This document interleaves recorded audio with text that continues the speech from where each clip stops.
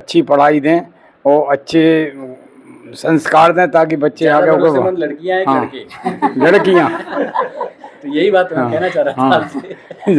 जी तो यही सिखाएंगे अच्छे से अच्छे, मतलब अपनी मेहनत और उससे काम करो ताकि अपनी आगे के लिए भविष्य के लिए उन्नति करें। जो लोग ये सोच रहे हैं कि वो बच्ची दूसरे के घर चली जाएगी, उनको क्या कहना चाहेंगे? वो गलत है। वो तो ऐसा है, अपना नाम तो रहता है, बच्चियां जाती हैं कम से कम सुखी तो रहती हैं। ये नहीं सोचना चाहिए कभी, अपना नाम तो चलता है, बच्चियां जाती हैं आगे अपने ही तो चल रहा है एमपीपीएससी का, और कैसे परिवार ने तुम्हारा सपोर्ट किया यहाँ तक लाने के लिए? हाँ। तो उस समय हम लोग को बोलते थे अरे आराम से हो जाएगा, बस चिल रहना चिल रहना। तो आज फाइनली तुम डिप्टी कलेक्टर बन गई, जो सबकी डिजायर थी, हम लोग की भी थी लेकिन मिल नहीं पाई। लेकिन कोई बात नहीं, तुम्हें मिली, बहुत खुश है। तो हम ये पूछना चाहते हैं कि शायद सबका सवाल ये होगा, क्योंकि मेंस में लिस्ट में देखा जाए तो 750 760 मैक्सिमम मार्क्स है, आपके 810 है। तो ऐसा क्या आपकी स्ट्रैटेजी थी जिससे 810 मार्क्स लाना अपने आप में एक बहुत बड़ा टास्क था जो आपने अचीव किया, उसके लिए आपने क्या स्ट्रैटेजी बनाई थी? कि 19 और 20 में आपका सिलेक्शन नहीं हुआ, और तो आपने ऐसा क्या किया कि 2021 में आप एमपी की टॉपर रहीं? ऐसा क्या आपने स्ट्रेटजी में परिवर्तन किया और कहाँ कहाँ आपने सुधार किया? प्रीलिम्स में, मेंस में, इंटरव्यू के लेवल्स पे आपने कितना कितना कहाँ कहाँ सुधार किया, तो बताइए। पहली बात तो मैं आपको थैंक यू बोलना चाहूँगी कि आप इस तरह का प्रोग्राम चला रहे हैं और जो कंटेंट है वो फ्रीली सबको प्रोवाइड कर रहे हैं। और कई क्वेश्चंस मेंस के जो थोड़े आउट ऑफ साइट रहते हैं, आउट ऑफ सिलेबस रहते हैं, जो मतलब किसी नोट्स में भी नहीं मिल रहे हैं, इंटरनेट पे भी नहीं मिल रहे हैं, उसका आपने 5 मार्कर 11 मार्कर सीधा सीधा बना के डाला था। तो कई ऐसे क्वेश्चन है हमने वहाँ से लिए हैं, कवर किए हैं। मैं और ज्योति दीदी ने साथ में पढ़ा है, तो हम टेलीग्राम खोल के रखते थे और हम कहते थे अच्छा ये अपडेट आया, ये देख लेते, ये अपने पास नहीं है, ये कर लेते हैं, और एक दूसरे से हमेशा रिवाइज करते रहते थे। तो सर बहुत बहुत थैंक यू। और ऑनलाइन कंटेंट और प्रॉपर डायरेक्शन ही सफिशिएंट है। और जैसे सर ने कहा था कि मतलब किसी से, जैसे तुमने बताया 2019 में नहीं हुआ, 20 में नहीं हुआ, कहीं ना कहीं कुछ लोग 19 में निकल गए, कुछ लोग 20 में निकल गए, तो ये बैक टू बैक एक तरीके से हम कह सकते हैं कुछ कभी कुछ रह गए होंगे, और जो भी फेलियर था इसने डिप्रेस भी बहुत किया होगा। तो जो तुमने खुद को मैनेज कैसे किया अपनी जॉब के साथ, स्ट्रेस मैनेजमेंट कैसे किया? मेरा 19 में 1 नंबर से प्रीलिम्स में मैं प्रोविजनल लिस्ट में चली गई थी, और 20 का प्रीलिम्स तो मैम मेरी गलती से हुआ था, क्योंकि मैंने 4 गोले ऊपर नीचे भर दिए थे और उस वजह से मेरा 1 नंबर से कट ऑफ रह गया था। तो उसके मैम मेरा तो सिलेक्शन उसी के दम पर हुआ है, क्योंकि लास्ट जब आपको 1 वीक में आपको 6 पेपर देने हैं, तो फिर वो शॉर्ट नोट्स जो हम 8 से 10 पेज का बनाते हैं वही काम आता है, हम बड़े बड़े ग्रंथ नहीं पलट पाते हैं। और वो जो नोट्स होते हैं ना, उनकी हमको जो पिक्टोरियल मेमोरी होती है वो भी किया था कि रैंक 1 ही मुझे मिल जाएगी। तो और मुझे ये भी समझ में आया है कि कोई भी हासिल कर सकता है, इसमें बहुत कोई मतलब टफ मतलब ऐसा रॉकेट साइंस नहीं। जॉब किया जनवरी में ही जो नया सिलेबस आया है पीएससी का, हालांकि सब्जेक्ट्स वही हैं बट उनको शफलिंग की गई है, कुछ नई चीज़ें इंट्रोड्यूस हुई हैं, कुछ बेसिक चीज़ें बाहर कर दी गई हैं। जो बच्चे इस एग्ज़ाम को देने वाले हैं उनके लिए कुछ स्ट्रेटजी बताइए। हेलो एस्पिरेंट्स, कैसे हैं आप सभी लोग? उम्मीद करता हूं सभी लोग बहुत स्वस्थ होंगे और पूरी शिद्दत से आप एग्जाम की तैयारी कर रहे होंगे। तो जैसा कि आप देख रहे होंगे, कल रिजल्ट आया है एमपीपीएससी का, और हर बार की तरह जो हमारी कोशिश रहती है, दूरस्थ क्षेत्रों में जो बच्चे रह रहे हैं जिनके पास एक मार्गदर्शन की कमी रहती है, तो हमारा ये लक्ष्य रहता है कि इस चीज़ को दूर दूर तक पहुँचे बात, जो लोग सेल्फ स्टडी कर रहे हैं या जो अपनी स्टडी को फोकस नहीं कर पा रहे हैं। तो उसी क्रम को आगे बढ़ाते हुए आज मुझे बताते हुए बड़ी खुशी हो रही है कि हमारे साथ अंकिता जी हैं, जो एमपीपीएससी 2 मतलब जो 21 का रिजल्ट आया है उसमें उनकी रैंक 1 लगी है, और निश्चित ही माता पिता और हम सब शुभचिंतकों के लिए बहुत बड़ा गर्व का विषय है कि उन्होंने एक छोटे से शहर से निकलकर और मध्य प्रदेश स्तर पे इस चीज़ को उन्होंने गेन किया है। और इसके अलावा और एक बड़ा पॉइंट इसमें ये जुड़ता है कि चूंकि ये भोपाल में ही रही हैं और भोपाल में रह की स्टडी की, भोपाल में ही उनका ग्रेजुएशन हुआ है, पीजी हुआ है, तो ये मान के चलिए कि मतलब ये लोग बोलते हैं कि नहीं यार आपको कहीं बाहर जाना है या कुछ करना है, तो हम लोग का इस पूरे सेशन का जो मेन मकसद ये है कि आप जहाँ भी स्थानीय हो या क्षेत्रीय स्तर पे भी तैयारी कर रहे हैं तो ऐसा नहीं है कि आपका सिलेक्शन नहीं होगा, उसके लिए आपको दूसरे शहर जाना पड़ेगा, ऐसा नहीं रहता है। उन्होंने अपने संसाधनों में रहते हुए किए और आगे आपको बहुत सारे उसमें नए पॉइंट मिलेंगे जब आप देखोगे कि कैसे एक बड़े परिवार और मिडिल क्लास के परिवार से निकल के उनके परिवार में लगभग सभी लोग सिलेक्ट हैं उसमें। तो चलिए मैं पहले बता दूं कि आज हमारे साथ कौन कौन है। तो मैं पहले बता दूं हमारे साथ शरद पांडे जी हैं जो कि डिप्टी डायरेक्टर हैं नगरीय प्रशासन में, और बहुत सारे टाइम से हमारी संस्था और एनजीओ में जो वर्क हम लोग कर रहे हैं उसमें सहयोगी है। दूसरे हमारे साथ ऐश्वर्या जी हैं, आप देख रहे हैं लगातार हमारे बहुत सारे एनजीओ वर्क्स में लगातार वो सहयोगी रही हैं और लगातार हम उनके साथ आगे बढ़ रहे हैं। इसके साथ हमारे साथ मोनिका पटेल जी हैं और शीलू शर्मा जी हैं। तो मैं पहले बता दूं कि तीनों लोग एडी एजुकेशन है वर्तमान में और रायसेन जिले में ही पोस्टेड हैं। और सबसे अच्छी चीज़ है कि अंकिता जी के साथ में एक जो तैयारी शुरू हुई थी उसमें एक बड़ा योगदान रहा है सभी का, क्योंकि उनका एक ग्रुप स्टडी वाला ग्रुप रहा है। तो कहीं ना कहीं एक दूसरे को प्रेरणा भी रही है, क्योंकि एक टाइम ऐसा आया जब वो सब तीनों सिलेक्ट होकर आगे बढ़ गई, लेकिन कहीं ना कहीं जब वो अकेली रह गई तो एक जो मोटिवेशन की कमी मिलती मुझे नहीं लगता है कि उन्होंने कभी होने दी। और आज आप देख सकते हो उसका परिणाम था कि आज रैंक 1 जैसी उन्होंने उपलब्धि हासिल की है, वो भी एक छोटे शहर से। तो चलिए अब टाइम ज़्यादा नहीं लेते हैं, इस सेशन को आगे बढ़ाते हैं। तो मैं ऐश्वर्या जी से कहूँगा कि इस सेशन से बताएं कुछ ऐसे अनछुए पहलू जो स्टूडेंट जानना चाहते हैं या दूरस्थ क्षेत्रों के वो बच्चे जिन तक सुविधाएं नहीं हैं। तो ऐश्वर्या जी सेशन को आगे बढ़ाइए। Thank you sir. सबसे पहले अंकिता तुम्हें बहुत बहुत शुभकामनाएं। Thank you. तो आप सभी को मैं बताना चाहूँगी, अंकिता पहले हमारे रायसेन जिले में सांची विकास खंड के अंतर्गत एक प्राइमरी स्कूल में शिक्षक रही हैं। तो सबसे पहले आप सभी को पूरे शिक्षा विभाग की ओर से स्पेशल अंकिता तुम्हें बहुत बहुत शुभकामनाएं। तो कैसा लग रहा है अंकिता कि पहले शिक्षा विभाग फिर जनपद और अब सामान्य प्रशासन विभाग, क्या खुशी का पल है, बयां करो थोड़ा। मैम ये बहुत ही ज़्यादा खुशी का पल है और मैंने ऐसा एक्सपेक्ट नहीं किया था कि रैंक 1 आ जाएगा, पर जो हमने जैसे तैयारी की है और जो ग्रुप स्टडीज़ की हैं तो वो आज फ्रूटफुल हुई हैं साबित। और बहुत मतलब खुशी लग रही है, बहुत अच्छा लग रहा है कि मैंने अभी मतलब फर्स्ट सेकंड अब थर्ड जॉब को क्लियर किया है और सर अब सीधा रैंक 1 मिला है। तो अब मतलब मेरी जो ड्रीम था वो पूरा हो गया है। क्या बात है, बहुत बहुत बहुत मतलब तुम्हें जितनी शुभकामनाएं दी जाए ना अंकिता वो उतनी कम है। तो पूरी मध्य प्रदेश के सारे एस्पिरेंट ये जरूर जानना चाहेंगे कि तुम्हारी क्या जर्नी रही, क्या स्ट्रगल रहा एमपीपीएससी का और कैसे परिवार ने तुम्हारा सपोर्ट किया यहाँ तक लाने के लिए। हाँ, अपने इंट्रोडक्शन से तुम बताना चाहोगी? जी मैम। मैम मेरा नाम अंकिता पाटकर है, मैं मध्य प्रदेश के रायसेन जिले के निवासी हूँ और मैंने अपनी जो स्कूलिंग है वो जवाहर नवोदय विद्यालय बाड़ी से कंप्लीट की। उसके बाद ग्रेजुएशन किया एक्सीलेंस कॉलेज भोपाल से और पीजी कॉलेज भेल से एमएससी भी किया।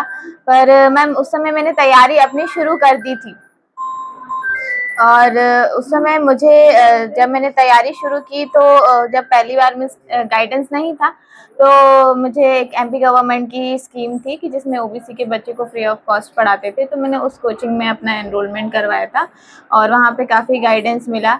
और उसके बाद मैंने अपना 2019 में प्रथम प्रयास दिया था जिसमें 13% होल्ड में मेरा भी रिजल्ट पेंडिंग है। पर अनफॉर्चुनेटली 2020 का प्रीलिम्स क्लियर नहीं हो पाया था तो मुझे काफ़ी निराशा हुई थी। और फिर उसके बाद मुझे ऐसा लगता था कि मतलब जैसे आप लोग भी काफ़ी सिलेक्ट हुए थे, आपके सिलेक्ट होने की बहुत खुशी थी, परंतु ऐसा लगता था कि हाँ पर आपने हमेशा मुझसे कहा था, मतलब पहले भी आप कहते थे कि अरे अंकिता आप जरूर सिलेक्ट होगे। तो वो बात आज सच साबित हुई है और आपका भी मतलब हमेशा से मोटिवेशन करने के लिए थैंक यू। और पेरेंट्स का, मेरे सारे गुरुजनों का, सबका बहुत बड़ा सपोर्ट रहा, इस वजह से ही मुझे ये रैंक हासिल हुई है। आप सभी को बता दूं कि अंकिता 5 बहन और 1 भाई हैं और अंकिता की सभी सिस्टर्स सभी गवर्नमेंट डिपार्टमेंट में पदस्थ हैं। तो कैसा लग रहा है, मतलब मुझे शायद एक बार आपने बताया भी था कि आपके बहनों से आप बहुत इंस्पायर्ड हैं, तो क्या बहनों का क्या योगदान रहा आपकी जर्नी में? यस मैम, मेरी जो मम्मी है वो भी रिटायर्ड शिक्षिका हैं और पापा भी गवर्नमेंट सर्वेंट रहे हैं। और अभी जो मेरी बहनें हैं वो अलग अलग शासकीय सेवाओं में कार्यरत हैं। जैसे मेरी पहली जो सबसे बड़ी दीदी है वो महिला बाल विकास में सुपरवाइजर हैं, और दूसरी दीदी मेरी जो है वो शिक्षा विभाग में है, माध्यमिक शिक्षक में, और तीसरी दीदी मेरी आंगनवाड़ी वर्कर हैं, और चौथी दीदी अभी कोर्ट में है असिस्टेंट ग्रेड 3 के पद पर। और मैम मैं भी अभी प्राइमरी टीचर रही, फिर जनपद में एडीओ रही हूँ, और अब फाइनली मेरा सामान्य प्रशासन विभाग में डिप्टी कलेक्टर के पद पे चयन हुआ है। तो जो दीदियाँ थीं जिन्होंने मतलब पहले ही जॉब निकाल लिया था जब मैंने पढ़ाई शुरू की थी, और नवोदय की सिलेक्शन के समय दीदी ने मुझे अच्छे से पढ़ाया था। वो सुमन दीदी टीचर रही हैं, तो स्कूल में भी उनके स्कूल में भी थी मैं, तो उनसे पढ़ा और कोचिंग भी उन्हें अच्छे से कराई, तो नवोदय में सिलेक्शन हो गया था मेरा। और फिर नवोदय से जो मेरा बेस डेवलप हुआ तो उससे मेरा मतलब बहुत योगदान रहा है इसके सिलेक्शन में, इस MPPSC के। अंकिता, सभी लोग तुमसे ज़रूर जानना चाहेंगे, जैसे तुमने बताया 2019 में नहीं हुआ, 20 में नहीं हुआ, कहीं ना कहीं कुछ लोग 19 में निकल गए, कुछ लोग 20 में निकल गए, तो ये बैक टू बैक एक तरीके से हम कह सकते हैं कुछ कभी कुछ रह गए होंगे, और जो भी फेलियर था इसने डिप्रेस भी बहुत किया होगा। तो जो तुमने खुद को मैनेज कैसे किया अपनी जॉब के साथ, स्ट्रेस मैनेजमेंट कैसे किया, और खुद को यहाँ तक मोटिवेटेड कैसे रखा? यस मैम, मेरा 19 में 1 नंबर से प्रीलिम्स में मैं प्रोविजनल लिस्ट में चली गई थी, और 20 का प्रीलिम्स तो मैम मेरी गलती से हुआ था, क्योंकि मैंने 4 गोले ऊपर नीचे भर दिए थे, और उस वजह से मेरा 1 नंबर से कट ऑफ रह गया था। तो उसके लिए मुझे बहुत रिग्रेट था, और हर वक्त मुझे ये फील होता था जब भी 20 का फाइनल रिजल्ट आया, 19 का आया, कि वो एक क्वेश्चन में गलत नहीं करती। पर मतलब सच्चाई ये है कि मेरे पेरेंट्स ने मुझे हमेशा विश्वास दिलाया, मेरे फ्रेंड्स ने, आप सभी ने भी कहा था, और जो भी मेरे मेंटर रहे हैं, विकास सर रहे हैं IAS में, यहाँ VS एजुकेशन से काफ़ी नोट्स मिले मुझे, और राकेश नागर सर हैं दर्पण सिविल सर्विसेज के, तो वो हमेशा कहते थे कि बेटा आप सिलेक्ट तो होगे, आज नहीं तो कल होगे। मैं मतलब एक दिन तो सर के सामने जाके रो दी थी कि सर 19-20 का रिजल्ट आ गया, अब क्या ही होगा मेरा। पर सर ने बोला था कि बेटा टॉप 10 में आप जरूर आओगे, और मतलब उनके शब्द ये रहे कि अब रैंक 1 ही आ गई। बिल्कुल, निश्चित ही हम सब जितने भी अपने बड़े होते हैं उन सभी की बहुत बहुत आशीर्वाद, शुभकामनाएं होती हैं। मुझे एक चीज़ ये बताओ कि ऐसा क्या था जो तुम्हें इतने समय तक मोटिवेट किया, जिसने कि नहीं हमें छोड़ना नहीं है, हमें लगे रहे, ऐसा क्या था? Ma'am, it was just a spirit of social service, कि अब तो करना ही है, और ये जो एक ऐसा करियर अपॉर्चुनिटी है कि यहाँ पे आप डायरेक्टली इन्वॉल्व हो जाते हो। तो अभी मैंने हालांकि शासकीय सेवाओं में काम किया, वो भी एक सोशल सर्विस ही है, पर जो मुझे पद प्राप्त हुआ है वो सभी पदों का एक सर्वे सर्वा पद है, तो वहाँ पर सभी पद पे कार्य करने का मौका मिलेगा, सभी क्षेत्र में कार्य करने का मौका मिलेगा। तो वही मेरा टारगेट था, और वही पद जो मेरा डिजायर था वो मुझे मिल गया। Okay, thank you Ankita. अब मैं मोनिका को दूंगी माइक, वो आपसे कुछ पूछेंगी।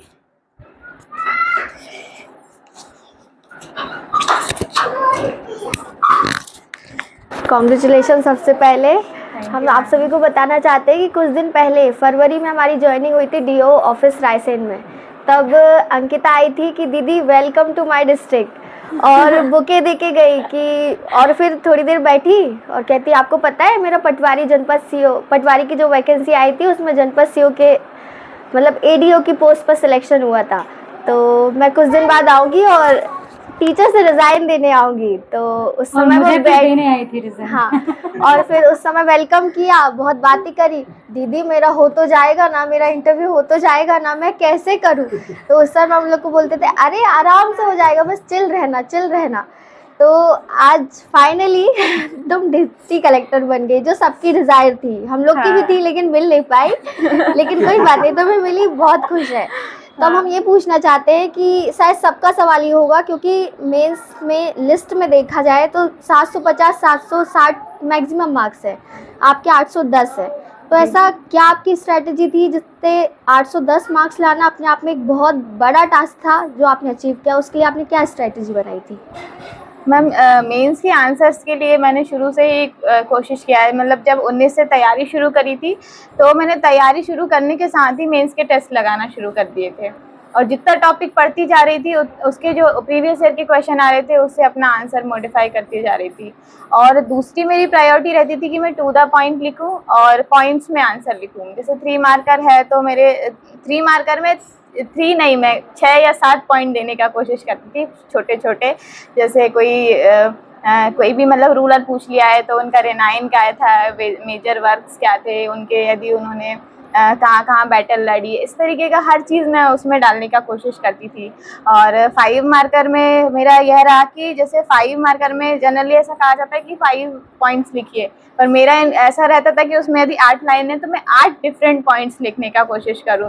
तो जैसे अभी लूनी रिवर पे क्वेश्चन आया था 21 में, तो मैंने उसके 8 डिफरेंट डायमेंशंस लेके प्लस छोटा सा डायग्राम भी बनाया। तो मेरा मतलब ज्योग्राफी में और हिस्ट्री में, मतलब किसी भी सब्जेक्ट में मैं डायग्राम या मैप या यहाँ भी कोई फैक्ट एंड फिगर डाल सकती हूँ, करंट को ऐड कर सकती हूँ, वो मैं हमेशा कोशिश करती थी।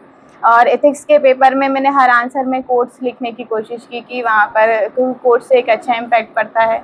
और ऐसे में भी मैंने कोशिश की कि ज़्यादा से ज़्यादा मैं कोट्स लिखूँ और रिलेट करूँ उसे करंट से, और एक स्टोरी फॉर्म में मैंने उसको बना के ऐसे रिप्रेजेंट किया था। वहीं लेटर राइटिंग में भी वो 3 पेज देते हैं, तो जो प्रतिवेदन वाला कॉन्सेप्ट रहता है उसमें मैंने तीनों पेज को पूरी तरीके से निष्कर्ष, सुझाव और क्या क्या हो सकता है वो सब लिख के पूरा स्पेस कवर किया था। तो मुझे लगता है कि इन सब चीज़ों से मेरी जो मार्किंग है वो थोड़ी बढ़ गई होगी। तो निश्चित ही अभ्यर्थियों को इससे बहुत हेल्प मिलेगी, क्योंकि अधिकतर गाइडेंस में यही बताया जाता है, लेकिन क्या होता है कि लोग उसको फॉलो नहीं करते। अगर जो गाइडेंस मिलती है अगर उसको सब फॉलो करें तो डेफिनेटली सबको सक्सेस मिलेगी। और हाँ। अच्छा ये बताइए कि मेंस नोट्स आपने बनाए थे? यस मैम, बनाए थे, पर मेजरली दर्पण सिविल सर्विसेज के कई नोट्स हैं तो मैं डायरेक्टली उनको फॉलो कर लेती थी, और वो काफ़ी वास्ट एंड होलिस्टिक नोट्स हैं तो उनसे ज़रूर मैं अपने शॉर्ट नोट्स बना लेती थी और उनको रिवाइज करती रहती थी सिनॉप्सिस वगैरह में। अच्छा, एक क्वेश्चन और है कि शॉर्ट नोट्स बनाना कितना ज़रूरी है? आपको लगता है कि बिना शॉर्ट नोट ना बनाए भी सिलेक्शन होगा कि नहीं होगा? मैम मेरा तो सिलेक्शन उसी के दम पर हुआ है, क्योंकि लास्ट जब आपको 1 वीक में आपको 6 पेपर देने हैं तो फिर वो शॉर्ट नोट्स जो हम 8 से 10 पेज का बनाते हैं वही काम आता है, हम बड़े बड़े ग्रंथ नहीं पलट पाते हैं। और वो जो नोट्स होते हैं ना उनकी हमको जो पिक्टोरियल मेमोरी होती है वो भी याद हो जाती है, और हम हैंड रिटन जब वो खुद से लिखते हैं तो मतलब मैंने जैसे बीएड किया है तो वहाँ भी एक ब्लूम्स की थ्योरी है, वहाँ पर भी ऐसा कहा है कि जब बच्चा रिटन भी करेगा प्लस उसको विजुअलाइज भी करेगा और डायग्राम भी बनाएगा तो उसे 80% याद हो जाता है।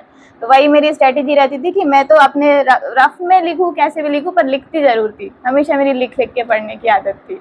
मतलब ये है आपकी सफलता का राज। अब लास्ट क्वेश्चन हमारा ये रहेगा, क्योंकि अभी 23 जून को अपना प्रीलिम्स एग्ज़ाम है तो कई सारे अभी अभ्यर्थी जो हैं उस मतलब प्रीलिम्स में लगे हैं, तो आप उनको क्या लास्ट टाइम में क्या ऐसी गाइडेंस देना चाहोगी जिससे उनका प्रीलिम्स थोड़ा मतलब क्रैक हो जाए? कुछ की पॉइंट्स जो आप बोलना चाहो। यस मैम, क्योंकि मैंने भी 3 से 4 प्रीलिम्स दिए हैं तो मैंने एनालाइज किया है कि कुछ सिलेक्टिव टॉपिक्स हैं एमपी के लिए जहाँ से ज़रूर क्वेश्चन बनता है, कम से कम 20 से 30 क्वेश्चन वहीं से कवर हो जाते हैं। जैसे एमपी के स्पोर्ट पर्सन हुए, एमपी का कल्चर, हिस्ट्री, साहित्यकार हुए, और रिवर्स पर क्वेश्चन बना, तो वो यदि टॉपिक हम एकदम मतलब ब्रश अप कर लें और कंठस्थ हो जाएं तो वहाँ से क्वेश्चन गलत नहीं होते हैं। फिर जो मतलब 20 से 30 जो अलग से आउट ऑफ साइड क्वेश्चन आते, वहाँ पे हम मतलब कुछ भी है जो हमने नॉलेज की वो भी गेन किया है, वहाँ चारों ऑप्शन पे फोकस करें कि ये यहाँ से रिलेट हो सकता है, वहाँ से रिलेट हो सकता है। और मैं एक और पॉइंट कहना चाहूँगी कि प्रीलिम्स के लिए भी मेंस ज़रूरी है, क्योंकि मेंस की जब हम होलिस्टिक तैयारी कर लेते हैं तो प्रीलिम्स के जो लोग उसे तुक्के कहेंगे, पर मैं उसे एनालिसिस करके मतलब एक ऑप्शन चूज़ करना कहूँगी, वो लगाना आसान हो जाता है। और उसी तरीके से मैंने प्रीलिम्स क्लियर करने की कोशिश की थी। Very good. अब हम शीलू को देते हैं, कुछ शीलू क्वेश्चन पूछेंगे। सबसे पहले तो बहुत बहुत कॉन्ग्रेचुलेशन अंकिता तुम्हें। Thank you ma'am. और अभी जैसा कि मैम ने सबने बताया कि अंकिता अभी वर्तमान में अब्दुल्लागंज में जनपद में एडीओ के पद पर पदस्थ हैं। और मैं ये पूछना चाहूँगी अंकिता तुमसे कि अभी कुछ समय पहले 2022 का मेंस का रिजल्ट आया, तो प्रीलिम्स की और मेंस की स्ट्रेटजी तो मोनिका मैम ने आपसे पूछ ली है। इंटरव्यू के लिए आप क्या कहना चाहेंगी? जो लोग अभी 2022 के मेंस को क्लियर किया है जिन्होंने, वो अब इंटरव्यू की तैयारी करना चाहेंगे, तो क्या क्या और किस प्रकार से वो तैयारी करें ताकि वो भी सिलेक्शन पा सकें, तो आप बताइए थोड़ा सा। Yes ma'am.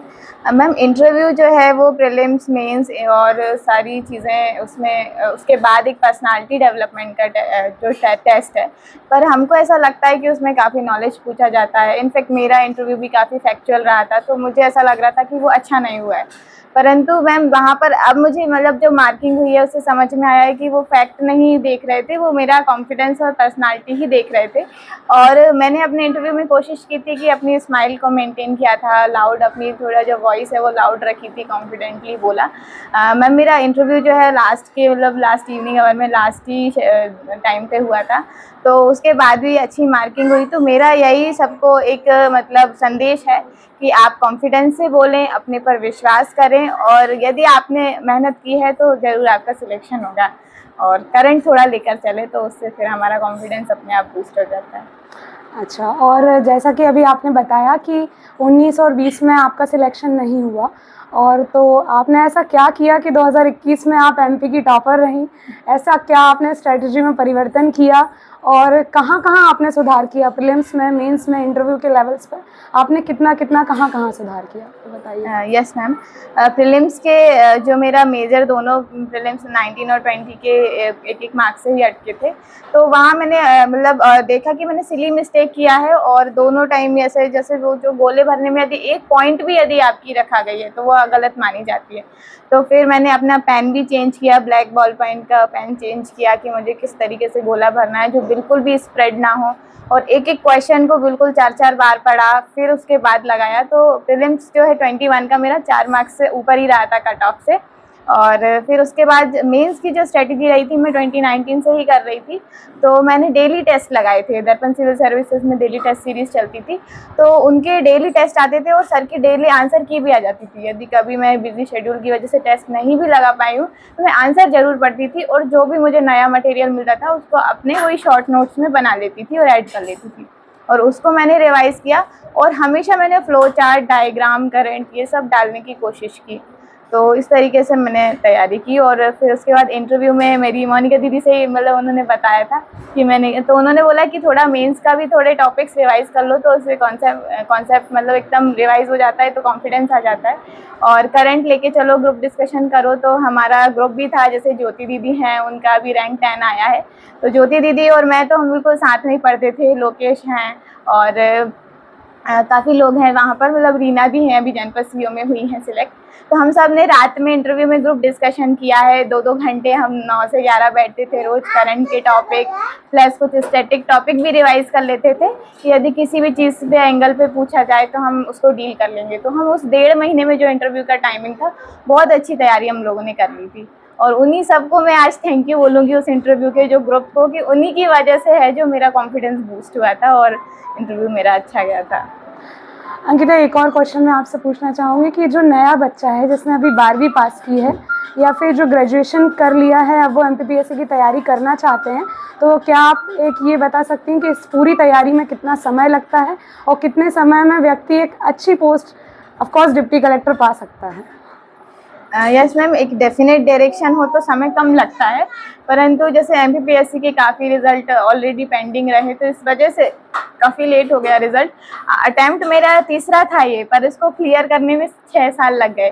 तो यदि देखें तो ये 3rd ही अटैम्प्ट था। और हम यदि सिलेबस को लेकर चले, एक प्रॉपर शेड्यूल बनाए कि हाँ 1 मंथ में, शुरुआत में 1 मंथ में हिस्ट्री कर लेंगे, 1 मंथ में जितना आपको जैसा टाइम लगे। यदि आप 10 से 12 घंटे पढ़ना चाहते हैं वो भी सफिशिएंट है, 15 से 16 पढ़ना चाहते हैं। तो मेरा तो मेन फोकस रहता था कि मुझे टॉपिक जो है वो कवर करना है, और शॉर्ट नोट्स बनाती जाती थी। अब वो चाहे वो 15 दिन में हो, 20 दिन में हो, पर एक बार लग के पढ़ लेंगे तो फिर वो बाद में हमेशा रिवाइज़ करने में काम आता है। तो पहले शॉर्ट नोट्स में मेहनत कर लीजिए, फिर जल्दी जल्दी रिवाइज़ कर लीजिए। जी जी। मैं आपसे ये कहना चाहूँगी कि जैसे कुछ स्टूडेंट्स का कल सिलेक्शन नहीं हुआ है, हाँ। बहुत ज़्यादा डिमोटिवेटेड हैं, दुखी हैं, उनके लिए आप क्या कहना चाहती हैं? मैम पीएससी का जो नाम ही है वो पेशेंस है और परसिवरेंस है। तो मुझे लगता है कि अभी और पेशेंस रखने की ज़रूरत है और परसिवरेंस भी चाहिए कि हम कंटिन्यू फिर से तैयारी कर सकें, क्योंकि 19 और 20 में मैंने भी अपने आप को इसी तरीके से संभाला था कि मुझे अब नेक्स्ट अटैम्प्ट पूरी मतलब ऑनेस्टी के साथ भी देना है और प्रॉपर स्ट्रेटेजी के साथ भी देना है कि मुझे एक रैंक मिल जाए, एक पोस्ट मिल जाए। पर मैंने इतना एक्सपेक्ट नहीं किया था कि रैंक 1 ही मुझे मिल जाएगी। तो और मुझे ये भी समझ में आया है कि कोई भी हासिल कर सकता है, इसमें बहुत कोई मतलब टफ मतलब ऐसा रॉकेट साइंस नहीं है। यदि आप प्रॉपर स्ट्रेटेजी और डायरेक्शन में काम करेंगे तो मिल जाएगा। अगेन बहुत बहुत बधाई अंकिता तुम्हें। आगे मैं शरद सर को ट्रांसफ़र करूँगी कि आप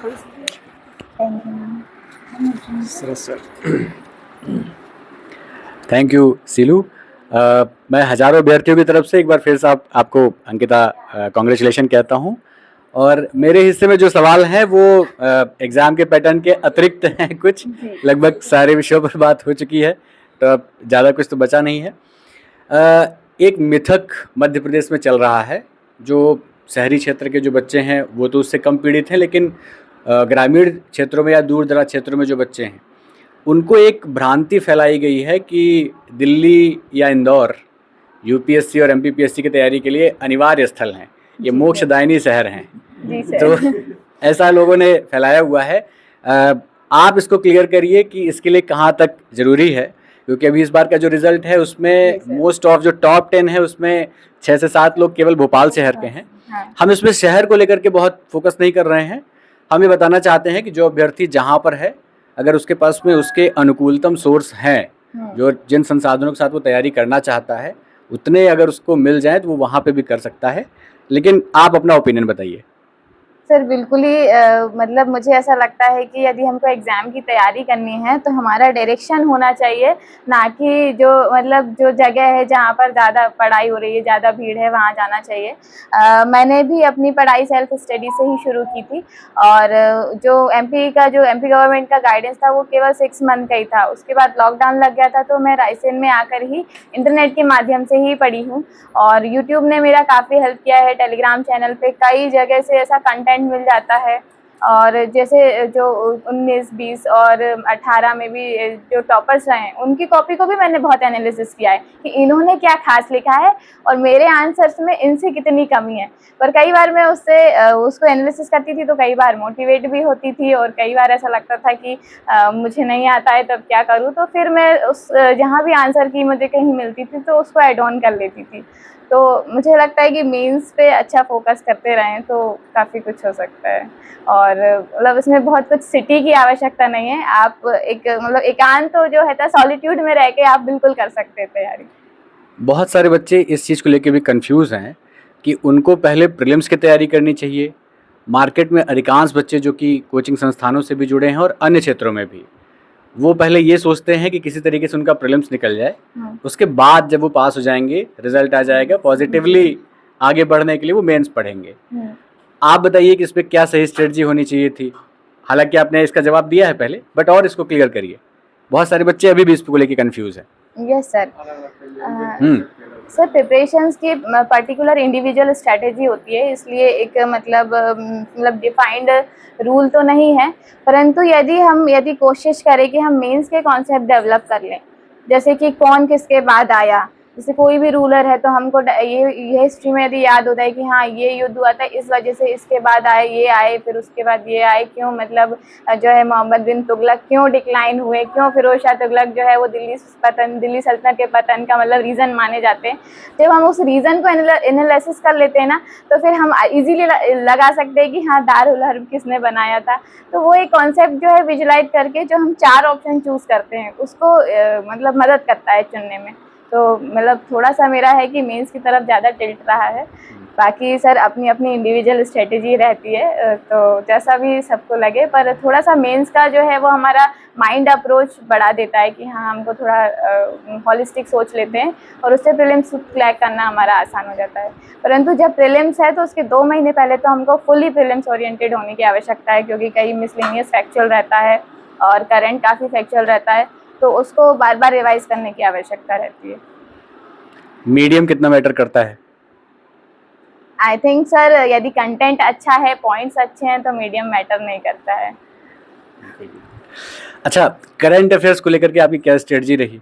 और एग्ज़ाम में आपको क्या लगता है उसका क्या वेटेज है? इंटरव्यू के सिलसिले में ज़रूर हम मानते हैं कि करंट अफेयर्स का एक ठीक ठाक दबदबा है उस पर, उसका एक डोमिनेंस होता है, वो आपसे चाहते हैं कि आप उस दिन का न्यूज़पेपर पढ़ के आएँ। लेकिन प्रीलिम्स और मेंस को लेकर के इसमें कितना वेटेज है और बच्चों को कितना टाइम देना चाहिए? सर मुझे लगता है कि करंट का प्रीलिम्स मेंस इंटरव्यू तीनों में वेटेज है। इंटरव्यू में तो हमें उस पर समझ बनाने की आवश्यकता है, पर यदि हम प्रीलिम्स और मेंस में भी करंट लेकर चलते हैं तो हमारे आंसर्स उससे एनरिच ही होते हैं। कई बार रिपोर्ट्स आती रहती हैं, कई इंडेक्स आते हैं, जैसे कि हंगर पे कोई क्वेश्चन आया कि क्या समस्या है कुपोषण की, हम उसमें हंगर इंडेक्स की रिपोर्ट डाल दें कि ऐसी ऐसी समस्या है, ये हमारी स्टेटस है। और या फिर अचीवमेंट पूछ ले तो हम इस अचीवमेंट से मतलब नेशनल फैमिली हेल्थ सर्वे 4 को 5 से कंपेयर कर दें, तो उससे हमारे जो मेंस के आंसर्स होते हैं उस पर दम आता है कि हाँ इन्होंने प्रूफ के साथ अपने पॉइंट को प्रूव किया है। तो करंट सर तीनों स्टेज पे आवश्यक है, और इंटरव्यू में तो हमको एक जो है विजन डेवलप करना होता है, तो वहाँ तो सबसे मस्ट है, पर तीनों स्टेज पे सर करना चाहिए क्योंकि वो एक प्रॉपर तैयारी है। अच्छा, अभी सिलेबस पे बदलाव हुए हैं। जी सर। आपने प्रीवियस जो सिलेबस था उसके बेस पर जो एग्ज़ाम हुआ उसको आपने अभी क्वालिफाई किया, आपने उस पर टॉप किया।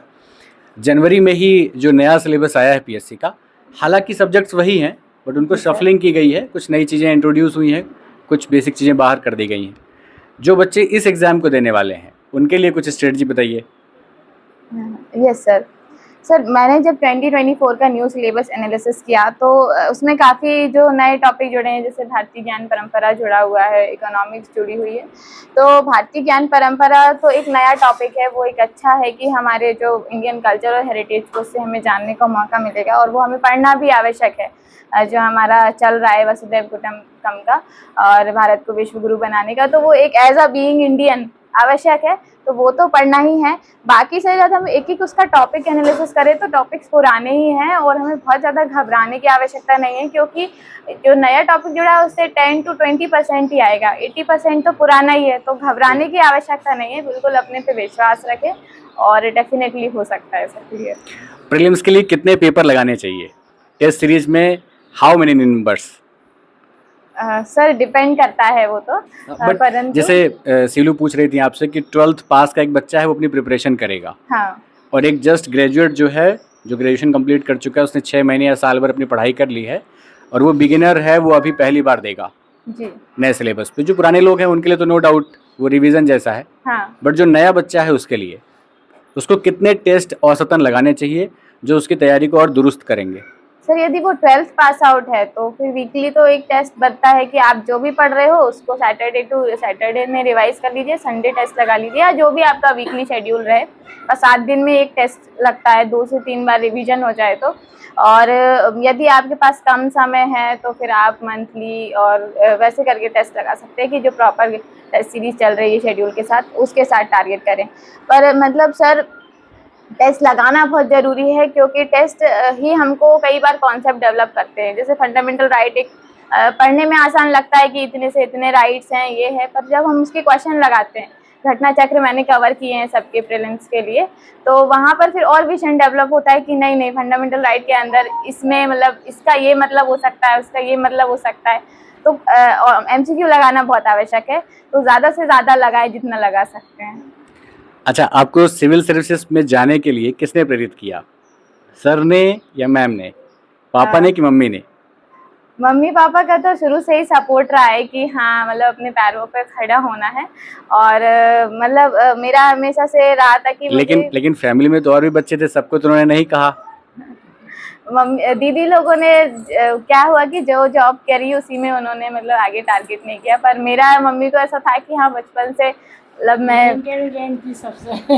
क्या कह रही है? ये मतलब बुद्धिमान थी, मतलब सब बेटियों के अपेक्षा, तो सबको सहयोग मिला कि वो अच्छी आगे बढ़े। जी जी। उन्होंने गांव में शिक्षा करी, उन्होंने यहीं लाइसेंस की शुरुआत, इनका पहली में नाम यहीं लिखाया ब्राइड स्कूल से। जी।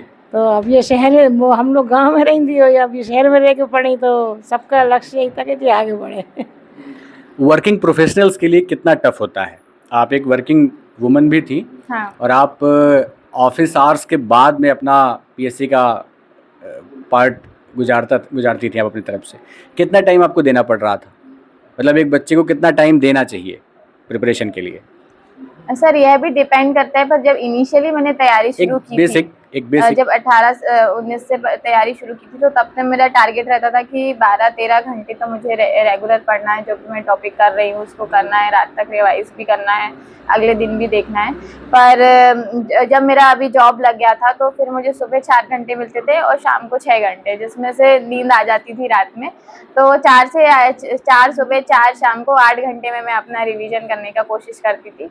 और स्कूल में यदि थोड़ा टाइम मिलता था ऑफिस में तो वहाँ पे अपने शॉर्ट नोट्स को रिवाइज करती थी। तो सफिशिएंट है सर इतना टाइम। आप बताएं कि बुंदेलखंड और बघेलखंड का जो क्षेत्र है, या मध्य प्रदेश के ऐसे क्षेत्र जहाँ पर लोग अभी भी बच्चियों को पढ़ने के लिए, खासकर सिविल सर्विसेज के लिए बहुत प्रेरित नहीं कर रहे हैं, आपने ये स्टैंड लिया तो आपने क्या सोच करके लिया, और मध्य प्रदेश के जो और माता पिता हैं अन्य ऐसे सामाजिक पृष्ठभूमि के, उनके लिए क्या संदेश देना चाहेंगे? उनको ये संदेश देना चाहेंगे, बच्चों बेटियों को अच्छी पढ़ाई दें और अच्छे संस्कार दें ताकि बच्चे आगे भरोसेमंद लड़कियां हैं, हाँ, लड़के लड़कियां तो यही बात मैं कहना चाह रहा था हाँ। आपसे। जी तो ये सिखाएंगे अच्छे से अच्छे, मतलब अपनी मेहनत और उससे काम करो ताकि अपनी आगे के लिए, भविष्य के लिए उन्नति करें। जो लोग ये सोच रहे हैं कि वो बच्ची दूसरे घर चली जाएगी, उनको क्या कहना चाहेंगे? वो गलत है। वो तो ऐसा है, अपना नाम तो रहता है, बच्चियां जाती हैं कम से कम सुखी तो रहती हैं। ये नहीं सोचना चाहिए कभी, अपना नाम तो चलता है, बच्चियां जाती हैं आगे, अपने ही तो नाम बढ़ता है। बहुत बहुत धन्यवाद आपको कि आपने एक बड़ा स्टैंड लिया। आपने अंकिता को, आपकी मेहनत थी जिसकी वजह से वो आज पूरे प्रदेश में टॉप पे हैं। हमारे एक ये सर हैं हेडमास्टर साहब, इनके बालक हैं, साथ गए थे जब दोनों, ये भी मतलब बड़ी पोस्ट में हैं। बहुत सहयोग रहा है इनका, और ये भी साथ में ही रहे, मतलब ये सीनियर है, ये जूनियर है।